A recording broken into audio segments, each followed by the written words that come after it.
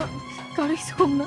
শোন, যদি কাউরে বলস আমরা দুজন সাক্ষী দেবো তুই এবার সে চুরি করতে ধরা খেয়ে নিজের বাঁচানোর জন্য খাবারে মারি লেছিস। বিচার আছে আমি এটা বলি? হ্যাঁ, কারো কিছু কম না। একদম চুপ। আচ্ছা এই লাশটা এখন কি করব? আচ্ছা, ওনার বেডরুমে নিয়ে রাখো। হ্যাঁ হ্যাঁ কিছু এই ধারে সব ধর।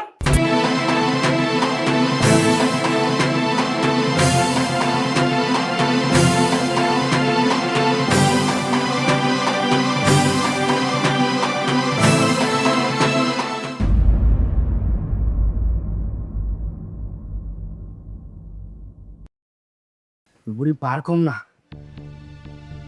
আই তুই যা, গিয়ে তোর কাজ কর। যা। আবার দাঁড়ায় আছে।